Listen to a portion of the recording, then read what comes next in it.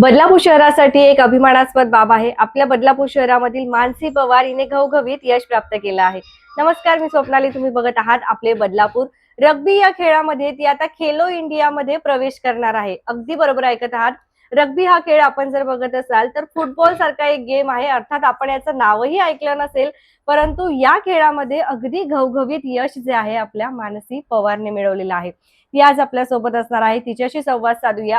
आणि अर्थात बदलापूर शहरामधील एक तरुणी पुढे जाते आहे आणि तिला जर खूप प्रोत्साहन मिळालं तर तिचं हे यश अगदी नक्कीच 2 पटीने वाढेल. यासाठी तिला प्रोत्साहन देण्यासाठी आपण बघत आहात समाजसेविका अस्मिता कांबळे मॅम या ठिकाणी आलेले आहेत. त्यांच्याशी आपण बोलणार आहोत.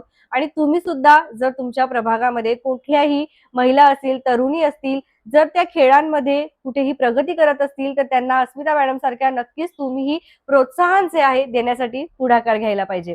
तर आपण सर्वप्रथम स्वागत करूया मानसीचं. मानसी, तुला खूप खूप शुभेच्छा आणि तुझं अभिनंदन. थोडीशी माहिती दे आम्हाला तुझ्याबद्दल आणि रग्बी खेळाबद्दल. ओके, माझं नाव मानसी दिलीप पवार. मी इथे बदलापूर ईस्टला राहते. मी रग्बी 8वी पासून स्टार्ट केलं. आता मला झाले 8 वर्ष झालेत. मी नॅशनल्स लेवलला महाराष्ट्राला रिप्रेझेंट केलं आहे. मुंबई युनिव्हर्सिटीला ॲज अ कॅप्टन म्हणून 4 वर्ष आहे. आणि खेलो इंडियाला एकदा आम्हाला सिल्वर मेडल होतं आणि आत्ता पण आम्ही खेलो इंडियासाठी क्वालिफाय झालो आहोत. आणि नॅशनल गेमसाठी पण मला 2 सिल्वर आहेत आणि 1 ब्रॉन्झ आहे. किती वर्षाची मेहनत आहे तुझी ही, काय वाटतं? वर्ष तर झाले मला. स्पोर्ट्स हे मी 5वी पासून स्टार्ट केलं होतं. आता झालेत मला 8-9 वर्ष झाले 8-9 वर्ष. असतील. ग्राउंड आणि घर तेच चालू असतं. तुला याच्यासाठी बाहेर सुद्धा जावं लागत असेल खेळासाठी वगैरे? हो. काय सांगशील? अनेक तरुण तुला बघतायत, अनेक तरुणी जे आहेत त्या बघत आहेत, खेळाडू तुला बघतायत, त्यांना काय मार्गदर्शन करशील? आज काय बोलशील? मी आजपर्यंत इथे आहे ते पण माझ्या फॅमिलीमुळे. माझ्या फॅमिलीचा फुल सपोर्ट असतो मला. मी जिथे जाते तिथे मला ते फुल सपोर्टने पाठवतात की तू जा, आम्ही आहोत म्हणून. मी फक्त बाकीच्यांना एवढंच सांगेन की आपल्या फॅमिलीवर ट्रस्ट करा, आपली स्वप्न पूर्ण होतील. रग्बी खेळ नेमका काय आहे, आम्हाला थोडंसं माहिती देशील का थोडक्यात? ओके, रग्बी हा माहित नाहीये, आत्ता थोडा थोडा होत चाललाय. रग्बी म्हणजे एक असा मी सांगतो की एक अंड्या आकाराचा बॉल असतो. अमेरिकन फुटबॉल टाईप असतो तो. त्याच्यामध्ये सगळे खेळाडू म्हणजे सगळ्या गेमचे खेळाडू इन्क्लूड होऊ शकतात. म्हणजे ते टॅकल मारतात, धाव पण लागतं, प्लस अजून किक पण असते त्याच्यामध्ये. मग ते सगळ्या गेमचं इन्क्लुडिंग रग्बी असतं. सो समाजसेविका अस्मिता कांबळे मॅडम आपल्यासोबत असणार आहे. आपण बघतोय की अनेक समाज उपयोगी कार्यक्रम जे आहेत त्यांच्या माध्यमातून आपल्याला बदलापूर शहरामध्ये होताना बघायला मिळत असतात.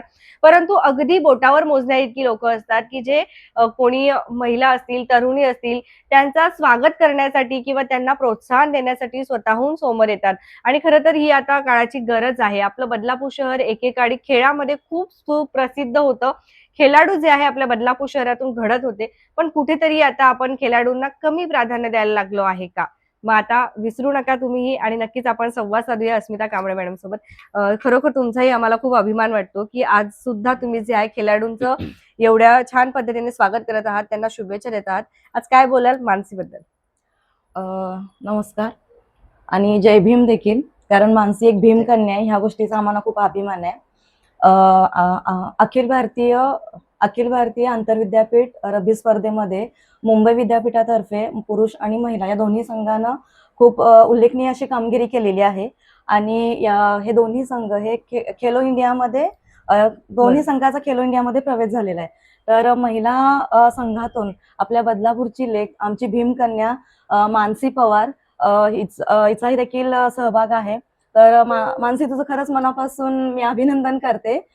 ज्यावेळेस मला काल ही गोष्ट कळाली, मला ऍक्च्युली भीम जयंती दिवशीच कळाली, तर मला खूप बरं वाटलं की आज भीम जयंती दिवशी मानसीची हे गुड न्यूज आम्हाला कळाली. बरोबर. काल देखील मी तिचा भीम जयंतीमध्ये आपले शहर प्रमुख शिवसेनेचे वामनदादा म्हात्रे यांच्यातर्फे देखील मी तिचा सत्कार केला.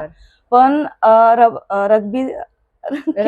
रग्बी जो खेळ आहे तो नेमकं काय, कारण मी देखील फर्स्ट टाइम हे नाव ऐकलेलं आहे, पण तो खेळ काय आहे हे नेमकं आज बदलापूरला देखील कळायला पाहिजे. आणि मानसीनं या खेळात तिची काय कामगिरी केली आहे हे कळण्यासाठी आज मी तिला बोलली की तुझी आपण छोटी मुलाखत घेऊ, आणि आपण आता ती घेतोय. मानसीनं मगापासून माहिती वगैरे दिलेली आहे. तर नक्कीच आज तरुण पिढीला हा एक आदर्श. प्रोत्साहन म्हणायला लागेल किंवा एक खेळ काय आहे ह्याची माहिती बरोबर. देखील कळाली असेल.